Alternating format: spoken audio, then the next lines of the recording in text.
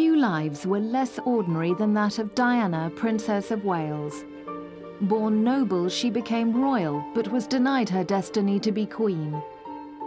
Beautiful but tragically fated, her legacy will prove greater than thrones and crowns. She will be a queen in people's hearts.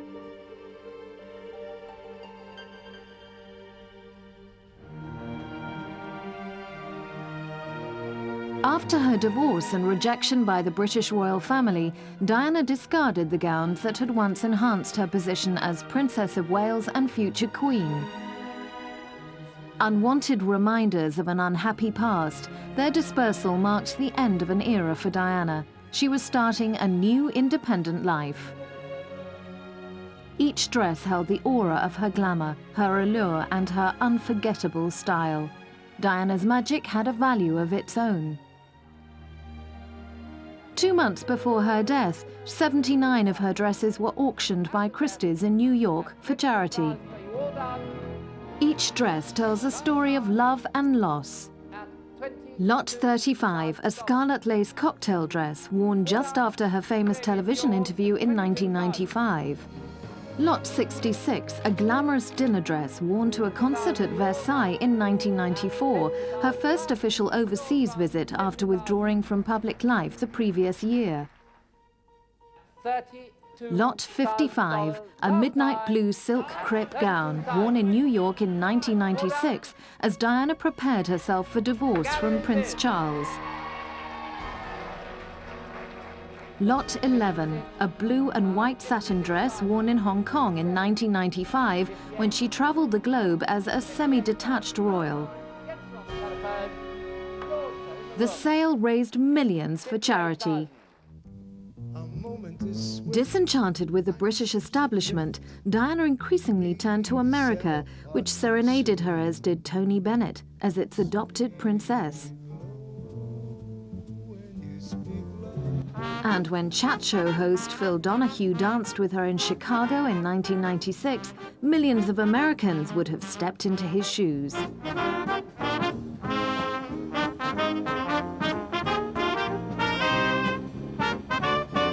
With her elegance, grace and charm, Diana had replaced Jackie Kennedy as America's uncrowned queen. And when statesman Henry Kissinger fell under Diana's spell, so did an entire nation. I think she loved the warmth of the Americans, although she also found it sometimes rather overwhelming because perhaps the British Reserve, even though everybody adored her here, there was still that sort of sense of decorum, perhaps. In America, she was just, you know, stampeded, I think. But she adored them because they were spontaneous, like her. In 1995, Kissinger presented Diana with the Humanitarian of the Year award. No other British royal had been so honoured in America. She was tremendously fond of people like Kissinger, adored sitting next to him at dinner. They got on like a house on fire. Ladies such as Elizabeth Dole made a big impression on her. She said she had such a wonderful sense of humour. You see, this is the thing that Diana appreciated. Somebody who could not be so withdrawn with her or shy of her, but somebody who could sort of just connect with her. The Humanitarian Award was a victory for Diana against the British establishment, who considered her a showgirl. I want to say a sincere and heartfelt thank you for this award. It is humbling to receive it and to know that some of you seated here tonight feel that I should be honoured in this way. General Colin Powell and media star Barbara Walters were among America's great and good who recognized Diana's potential as a remarkable envoy for her country. She was both enormously interesting too and a very good ambassador for us to what one might call the glittering world of parts of the United States. She was a very visible representative in the fashion world there, in the theatre, movie world, and also at the higher levels of politics. She obviously connected very well with President and Mrs. Clinton. But at the other end of the scale, and perhaps most importantly, she was an extraordinary ambassador for us to the third world, what we used to call the third world, to people in countries who were suffering from one thing or another, which she identified with at home, but which she picked up very strongly when she was abroad, whether again it was AIDS in Africa or the plight of children who she visited with Mother Teresa in India, or the whole landmines issue where she was so important in identifying and drawing attention to something which governments have been talking about for a long time, but no one in general had remote interest in.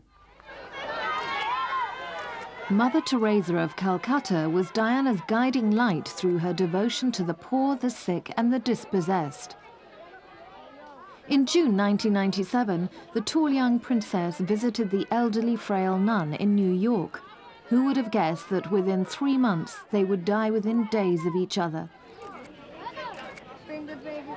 Actress Joan Collins said after their deaths, "Diana was a true humanitarian. Now that Mother Teresa is gone, who is like that? There is no one. We have lost someone incredibly special." Another continent, a different culture. To support sufferers of a disease that afflicts the whole world, Diana travelled with her friend Jemima Khan to Pakistan to help raise funds for her husband Imran's cancer hospital in Lahore. Against home criticism that such visits had a political edge, Diana displayed the warmth, kindness and compassion that distinguished her from the more aloof and distant royal family. Diana used touch to communicate her empathy with those in pain. She created a rapport wherever she went, giving hope and comfort, especially to sick children. Her fervent speeches brought international recognition to the hospitals and care centres for otherwise forgotten victims. This is the only private cancer hospital in the world that treats 80% of its patients free. Diana once said, "Nothing gives me more happiness than trying to help the most vulnerable people in society. It's a goal and an essential part of my life. A kind of destiny." She had the most incredible level of compassion, and she was not afraid of illness or sickness or death. And the other thing was about Diana was that she felt, particularly with the terminally ill, that it was very honest and that there was nothing left to lose, and so people lost their shyness, so she could really talk to them. And there was this incredible sort of depth and intimacy that perhaps was lacking when she met other people at more formal occasions. But formality and protocol were everything to the House of Windsor. As mother to William and Harry, heirs to the throne, Diana had to prepare her sons for their royal destiny. Victory in Japan was commemorated in August 1995, one of several occasions when her boys had to appear in public and behave like adults. Harry, nearly 10, found it difficult to concentrate, but he looked for guidance to his parents and older brother.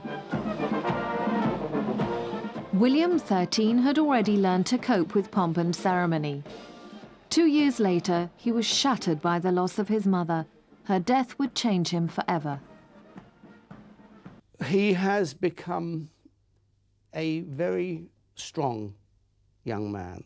He was always strong, much stronger than his father, who is rather weak and who tends to blame other people for things that go wrong in his life. William was strong of mind when he was a boy, perhaps even a bit willful. Since his mother died, and particularly with Harry to look after, to oversee, he's assumed an importance, which he wears very well.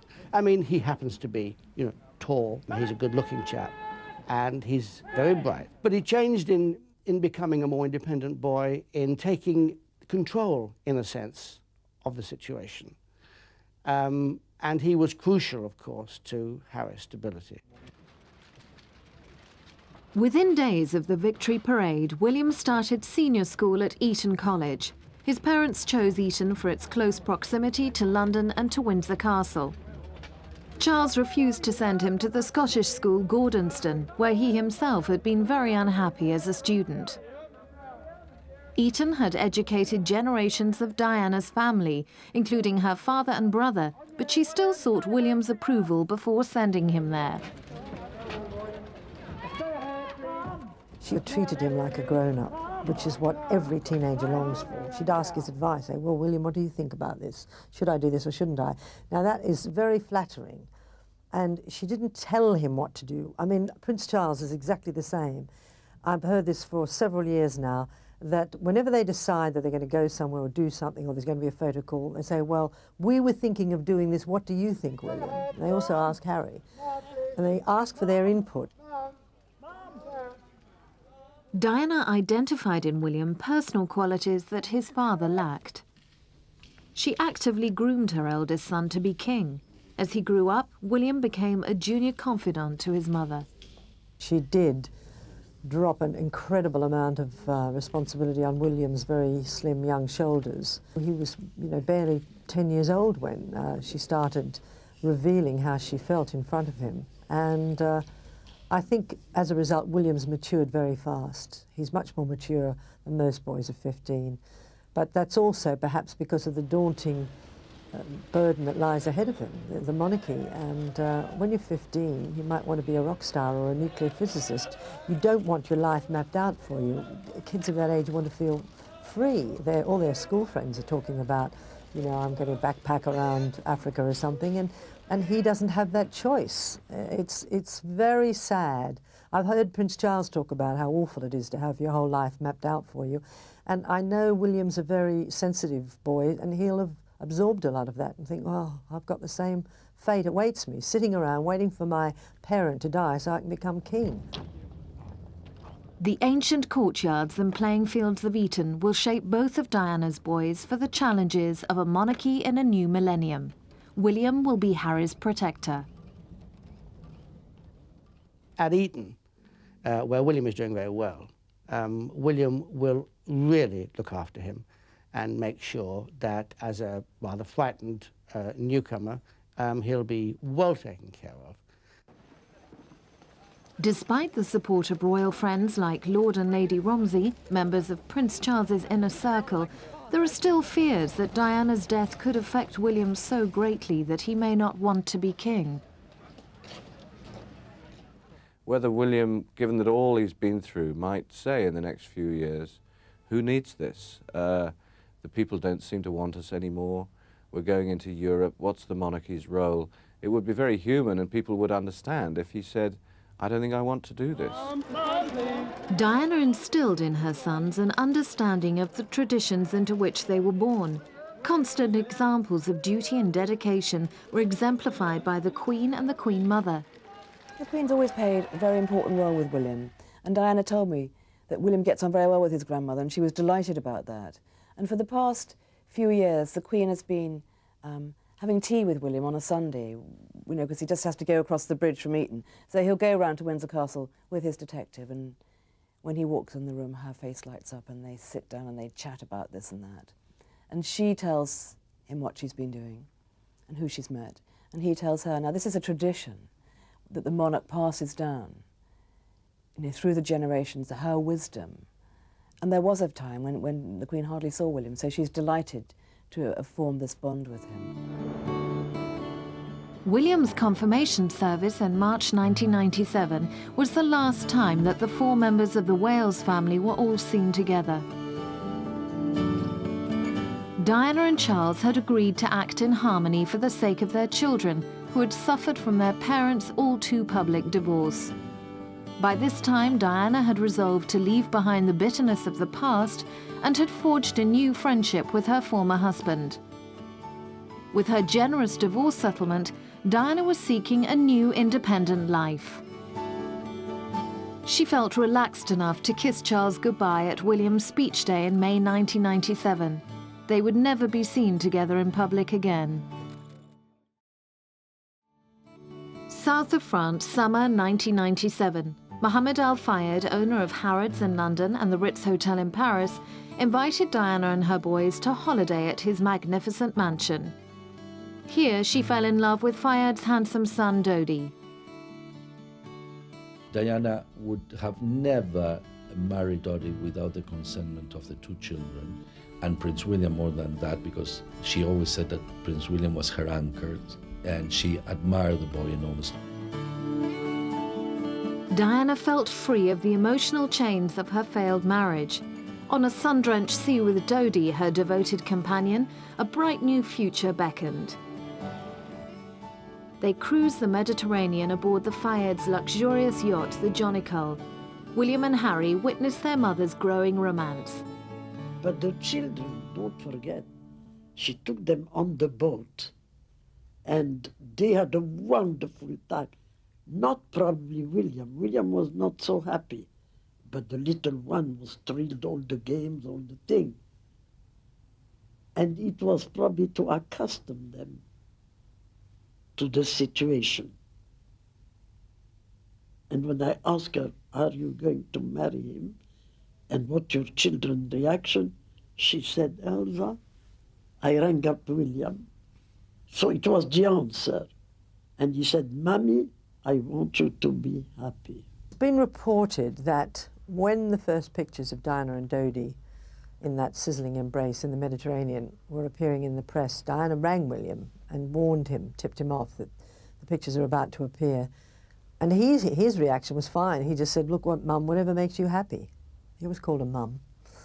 And, you know, he was fine about it. He knew Dodie. He'd met him on the holiday they all shared in the middle of July. On the last Saturday of August, Diana and Dodie had dinner together at the Paris Ritz. Shortly after midnight, they left to return to Dodie's apartment, where he had a diamond ring awaiting his princess. Pursued by paparazzi and driven too fast, they crashed in an underpass. Diana was 36 years old, her work half done and her sons half raised.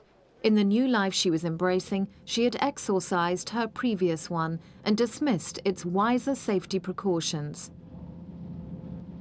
Had she been with the boys, of course, she would have been completely differently protected. She would have had a royal protection driver, very well trained by police methods. She would have had probably a follow-up car, making sure that the paparazzi were at a distance. But of course, one part of her deliberately didn't want that, and she did very much feel liberated from many of those constraints in her private life when she gave up being Her Royal Highness and having the trappings of royalty. So, as on many things, she herself was ambivalent.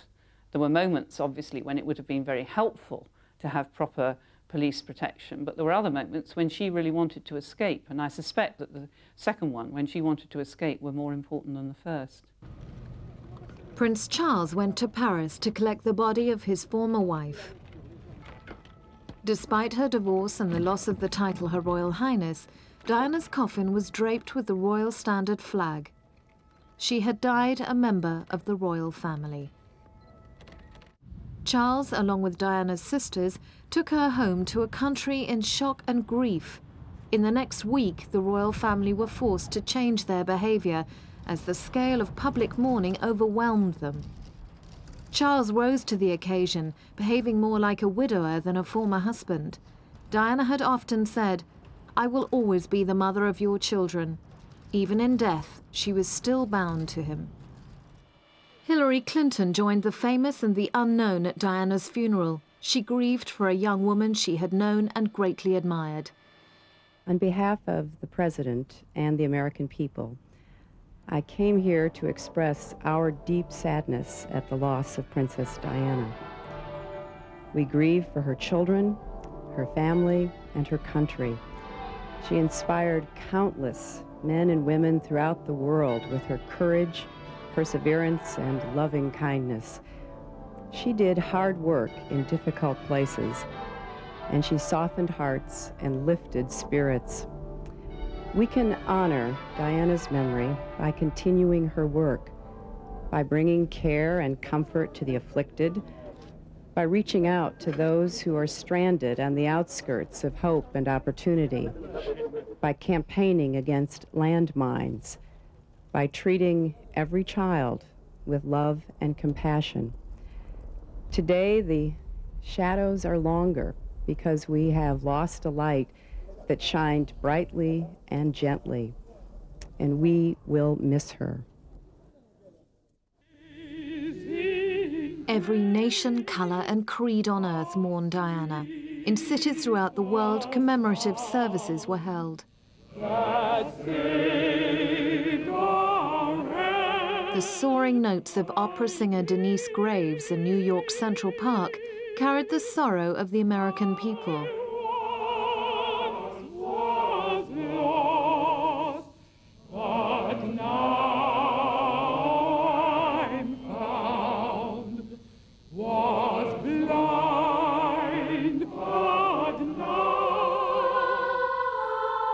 Newspapers and magazines all over America reflected the somber mood.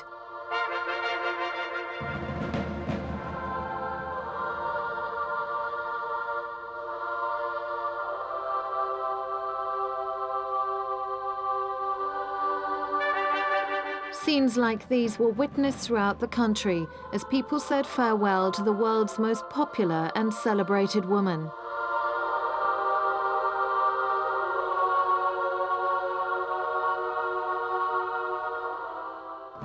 There was a sense of sharing in a tragic and historic event.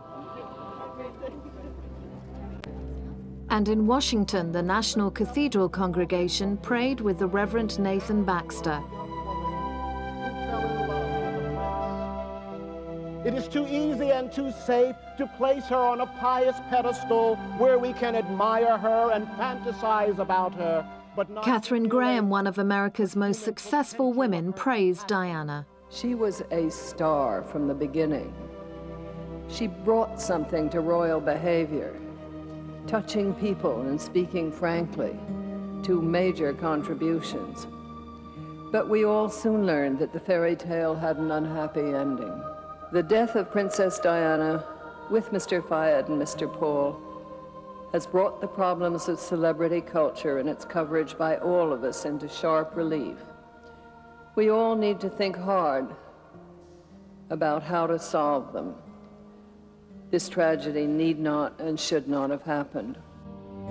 In 16 short years, Lady Diana Spencer had risen from unknown aristocrat to the most famous face on earth, from a kindergarten assistant to the Princess of Wales and uncrowned Queen of Hearts. Before her wedding in 1981, Diana spoke of her work as a part-time nanny. I only worked 3 days a week at kindergarten, and the other 2 I looked after an American baby boy, who was very special to me. The boy's mother, Mary Robertson, wrote a book about Diana. She praised the happy, normal teenager who took loving care of her son Patrick. In Washington, Mary paid a tribute to her. Attending Diana's funeral last week was the saddest thing I've ever done. As the last hymn ended, and I heard only the tread of the soldiers' boots, so chilling and so final, as they carried her through the Abbey, my only thought was of the 2 boys who had lost the mother who adored them. God willing, Diana's spirit will live on in her sons. In Paris, the site of Diana's fatal crash became a place of pilgrimage. A convoy of London taxicab drivers took a party of sick and handicapped children to pay their respects to the princess who had made them feel valued. Diana had raised the profile of handicapped people everywhere. They remembered her as a friend. Shortly before her own death, Diana comforted Elton John at the funeral of murdered fashion designer Gianni Versace. A few weeks later, Elton would sing at Diana's funeral. Other artists compiled a musical tribute. They were inspired by Elton's best-selling record of the song Goodbye England's Rose, which raised millions for the Diana Princess of Wales Memorial Fund. Paul McCartney, Cliff Richard, Michael Jackson, and many more donated their songs to raise money for Diana's charities. Diana's final campaign was aimed at governments who spent fortunes on landmines which injured and killed innocent victims. She visited Angola in January 1997 and was interested in every aspect of the problem. Within the treatment, do you cope with the psychological side of it as well? On behalf of the Red Cross, Diana pledged her support for the campaign. It's an enormous privilege for me to be invited here to Angola in order to assist the Red Cross in its campaign to ban once and for all anti-personal landmines. There couldn't be a more appropriate place to begin this campaign than Angola, because this nation has the highest number of amputees per population than anywhere in the world. By visiting Angola, we shall gain an understanding of the plight of the victims of landmines and how survivors are helped to recover from their injuries. We'll also be able to observe the wider implications of these devastating weapons on the life of this country as a whole. It is my sincere hope that by working together in the next few days, we shall focus world attention on this vital, but until now largely neglected, issue. Her experiences in Angola turned a campaign into a crusade. I've had hands-on experiences before, but this working trip has been slightly different. I've had more contact with people, and there's been less formalities. It's the type of program I've been looking for some time, and I'm very happy to have done and achieved what we have. Remember that there were very large campaigns, particularly out of Washington and in Switzerland, with various organisations. What she did is give a lead to all of them, and they all then fell in line behind Diana. With her involvement and with her pictures that were portrayed on the TV and in newspapers across the world, everyone then joined the campaign to have them banned. In 1993, Diana visited Nepal, a desolate region far from the royal court, but one with its own ceremonies to welcome a princess. Baroness Chalker, a British government minister, accompanied her, but Diana's official public role was being scaled down. Always respectful of other cultures and a perfect ambassador for her country, Diana would nevertheless be cast aside by the royal family, in her own words, as a non-starter for Queen. One of Diana's greatest achievements was losing the stigma attached to two major diseases of mankind, AIDS and leprosy. The leprosy mission was one of her most important charities.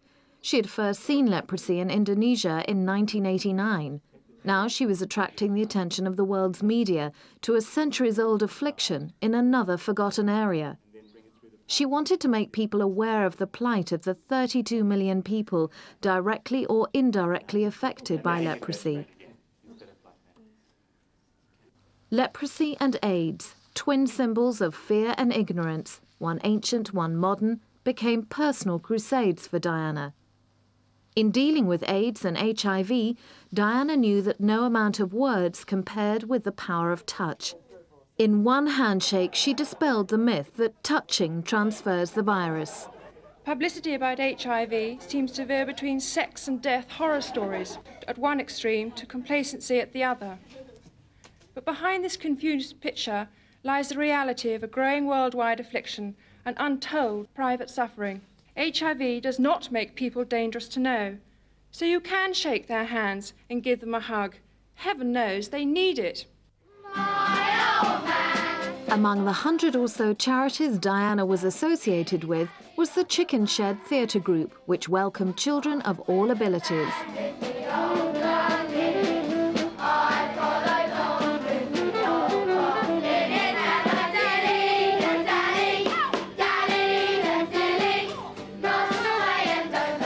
The group missed her warm support.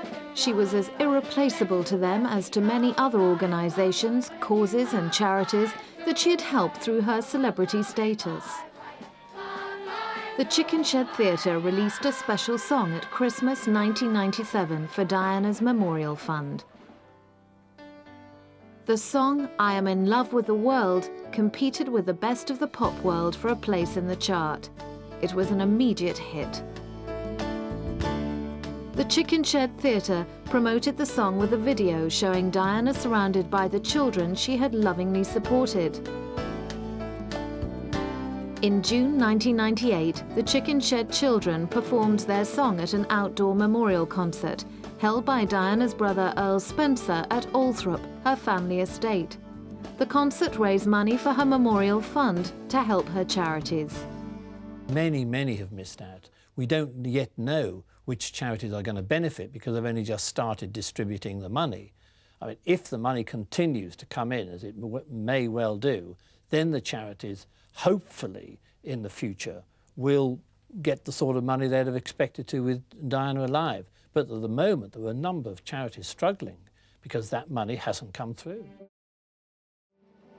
Diana was a mother to be proud of. To her boys, she gave her unquestioning love and attention, whatever the problems in her personal life or the demands of her public role. Diana may have told her boys that Leah Rabin, widow of the assassinated Israeli Prime Minister, once said to her, "You and I are the two most tragic figures in the world, except that you have a future and I only have a past." Now Diana has no future. William and Harry are her living legacy. The two brothers, as her only children, have an unbreakable bond, yet they have very different characters. But she always said Prince Harry is like a Spencer, and I don't have worries about him. But I think that the future king, Prince William, has the sense and sensibility of Diana.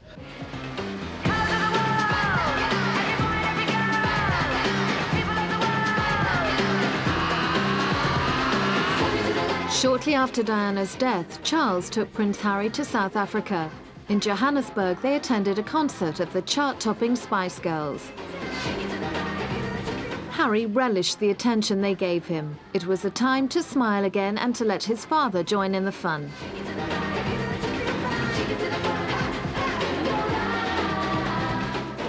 Just 13, Harry looked lost in unfamiliar surroundings. In South Africa, he must have missed the reassuring presence of William studying for his exams at school.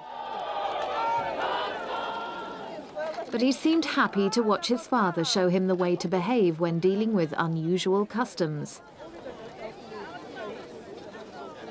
And to give him a few stories for his friends back home. Although Harry seems unaffected by the situation, there are moments when the mask slips. He's become far more reflective. There are long periods, I understand, where he is very sort of contemplative in a way that he wasn't before. Well, he's only a young boy. I think all of us who have families and maybe have lost someone close can understand what may be going through his mind, thoughts, disappointments. He must have periods of unhappiness, but he is quieter and more contemplative than he was before she died. South Africa was a long way from Britain in culture and climate.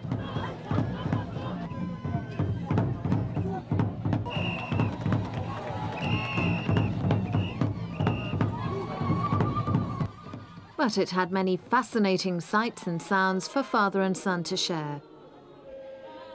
It was a rewarding experience and an opportunity for Charles and Harry to relax in a different atmosphere. The tour helped Harry to create a geographical and an emotional distance from the traumatic events after his mother's death. Like William, Harry can never forget the good times they had with Diana. She introduced them to new people, exciting places and fresh adventures. A visit to a Welsh rugby match and a chance to drive an army tank in Germany were part of Harry's upbringing. Diana never wanted second born to mean second best. In a conversation I had with the princess not long before she died in Kensington Palace, she did bring up the question of her concerns for Harry and that William would always be the one, the centre stage one who was going to be king. She was worried, for instance, rather touchingly, I thought that William would get all the girls. All the girls would go for wills and poor Harry, who's only a couple of years younger, would be left out. And so she was already kind of taking steps to try and make sure that they were treated equally, even though in royal standing terms, William would always be number one. Although she would have loved a daughter, Diana threw herself enthusiastically into the role of mother of two lively boys. She gave them the thrills and spills that other children enjoyed. This was nothing like Charles's upbringing. They raced each other in Colorado in July 1995 and shot down the slides at Thorpe Park another year.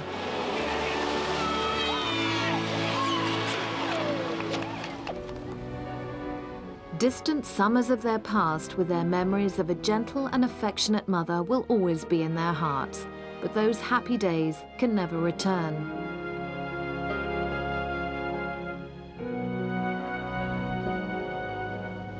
Flowers were left outside Highgrove, the country home Diana shared with Charles until the time when they separated.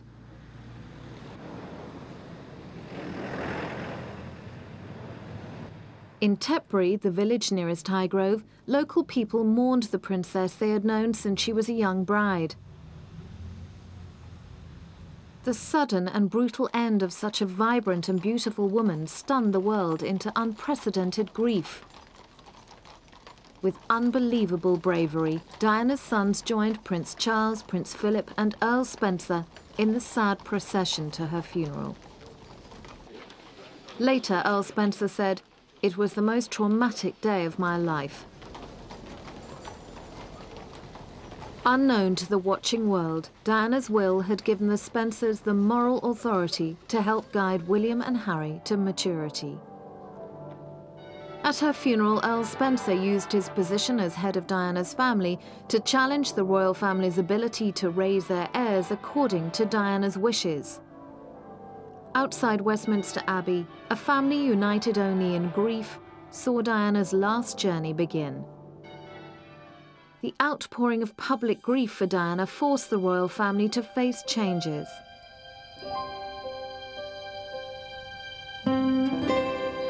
Earl Spencer's surprising attack on the House of Windsor won public support, and Diana's ancestral home became a shrine to the lost princess. Althorp House, with its fabled art collection, had been her heritage, a potent symbol of dynastic grandeur. Diana was like her grandmother, Cynthia Spencer. Diana and her brother Charles had been very close in childhood. She had mothered him when their parents separated. She was 6, he was 3. In July 1981, their father, the 8th Earl, had proudly given away his youngest daughter in marriage. A sick man, he was happy to see that day. Diana's father was a great prop in her troubled life. He died in 1992, just as the truth about her unhappy marriage was to be made public. Diana knew then that her secrets would soon be out through her cooperation with a book that would betray the royal world. A longtime courtier, her father would have been torn by divided loyalties. The death of her father was monumental for her. He was a big anchor for her.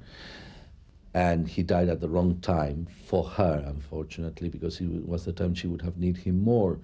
Her relationship with her sisters was good. With her brother, she had an on and off relationship. Shattered by her death and angry at the press he blamed for hounding her, Earl Spencer spoke at his South African home shortly after receiving the terrible news. Good morning. I'm just going to read this statement. All those who've come into contact with Diana, particularly over the past 17 years, will share my family's grief. She was unique. She understood the most precious needs of human beings, particularly those that suffered. And her vibrancy and sparkle, combined with a very real sense of duty, are now gone forever. It is heartbreaking to lose such a human being, especially when she was only 36. Above all, my thoughts are with William and Harry, and with my mother and 2 sisters, who are showing tremendous bravery in the face of senseless tragedy. I would ask you please, at this time, to respect the fact that Diana was part of a family, and amongst the general mourning at her death, realise that we too need space to pay our final respects to our own flesh and blood.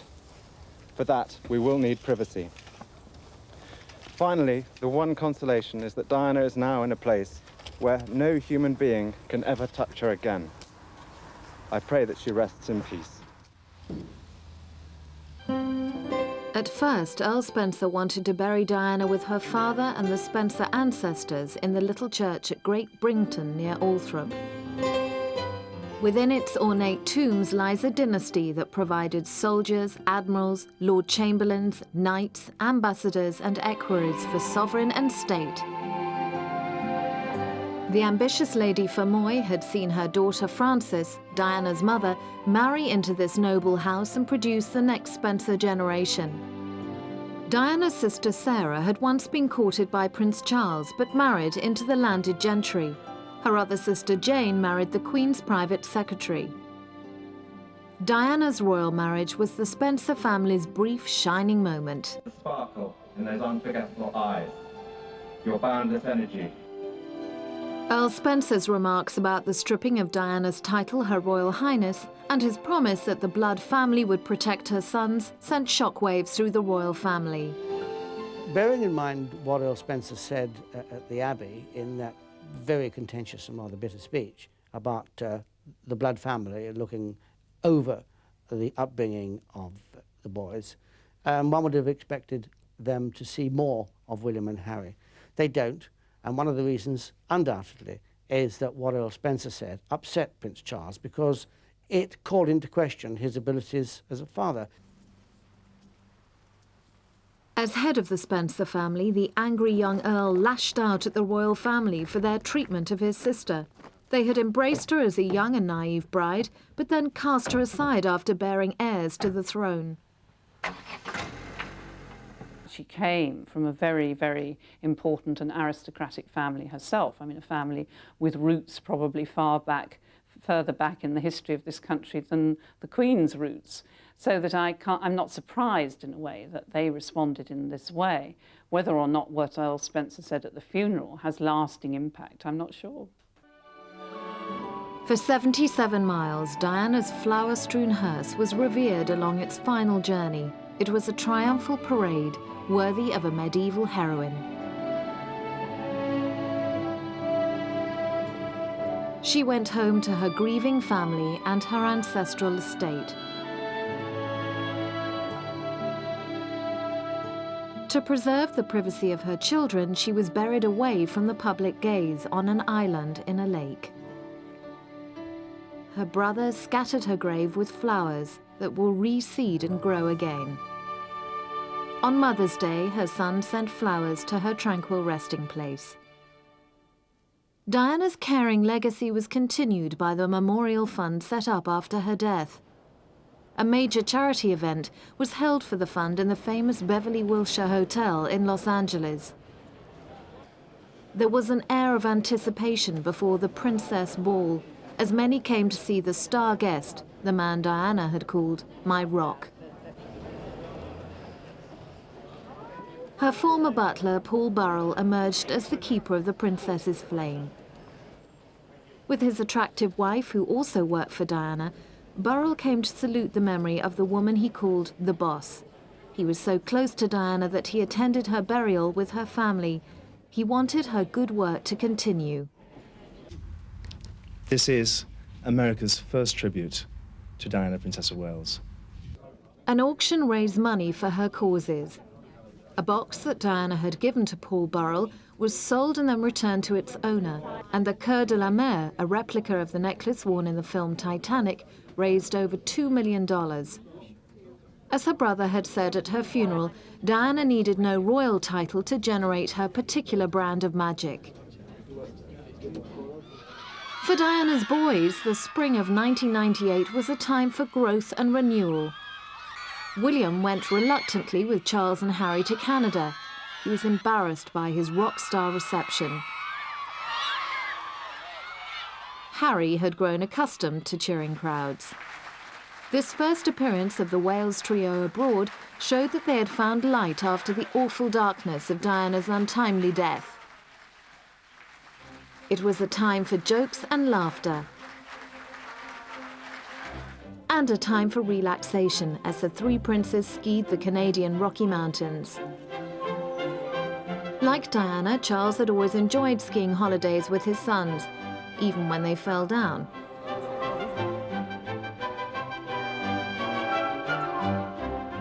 Charles and his sons were the latest family firm. William once hated photo calls. Now he bantered with reporters. Larry is the best skier, is that true? I don't know about that. We might have a family argument. This was Charles's chance to show his easygoing relationship with his sons and prove that he didn't need Earl Spencer's advice. It was also an opportunity for journalists to compare Harry to William.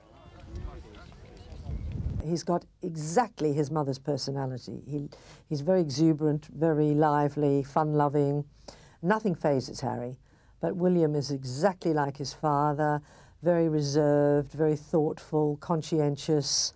You know, he even sounds like his father now that his voice is broken. You'd swear you're listening to Charles. So, you know, he looks like his mother, but he's his father's son. At Balmoral in August 1997, just days before their mother's death, the difference between the two boys' personalities was quite evident. Harry was the more impulsive. William, already a cautious boy, knows that he is destined to be king. One day he will have to choose a future queen, and she will inevitably be compared to Diana. William's got a tough act to follow. I know he likes blondes. He's always had a yen for blondes, just like his father.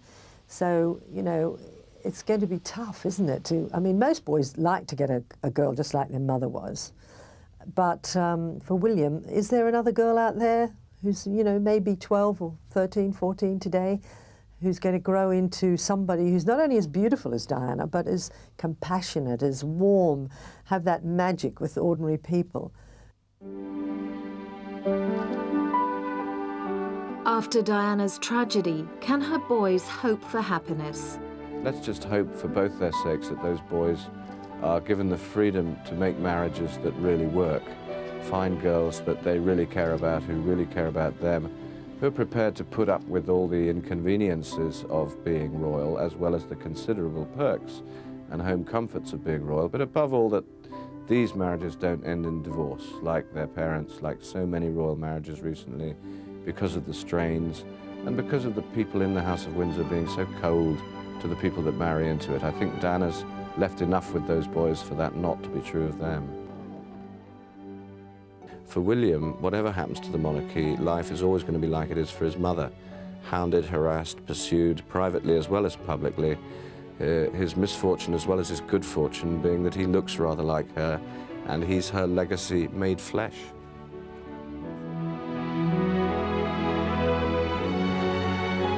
As they watch Diana's sons grow up, the royal family may reflect on what might have been had they kept Diana within their fold.